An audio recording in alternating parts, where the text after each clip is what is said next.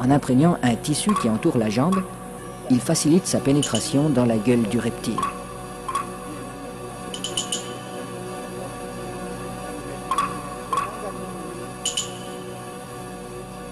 La jambe à pas restera en principe intacte, car le python avale simplement cette proie qui vient à lui. À peine sera-t-elle attaquée superficiellement par les sucs digestifs.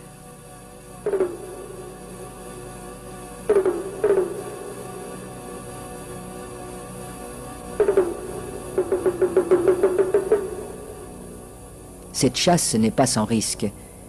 Un python particulièrement puissant pourrait entraîner l'homme dans son repère.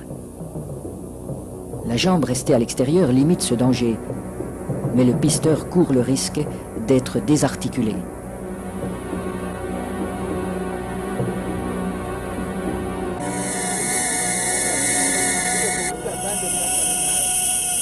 Pour rendre l'attente moins pénible, mais aussi faciliter le glissement des corps de l'homme et de l'animal, on place des feuilles fraîches sous le pisteur.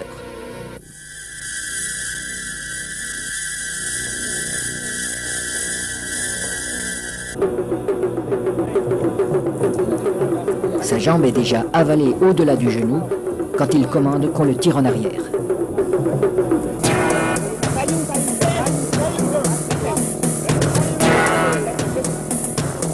Refusant de laisser échapper sa proie, le python apparaît. Les aides tirent de façon irrégulière. Il secoue le python pour l'empêcher de trouver un point d'appui. Le pisteur relève son pied à angle droit pour ferrer le serpent, à la manière d'un hameçon. L'animal se sent piégé, mais il ne peut plus lâcher la jambe. Le python est maintenu allongé. Il faut éviter qu'il ne s'enroule. Cette position lui enlève une grande part de sa force. Pour dégager sa jambe, Naina déchire la gueule du python au couteau.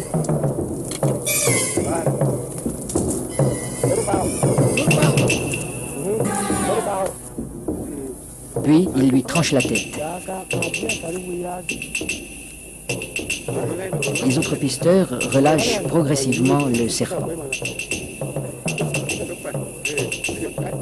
Dans un premier temps, le corps décapité reste inerte.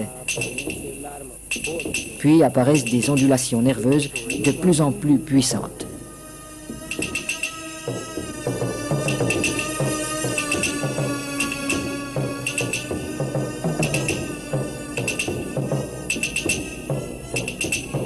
Il bougera ainsi pendant près d'une heure, prenant presque des positions d'attaque comme s'il cherchait toujours, au-delà de la mort, à menacer ses assaillants.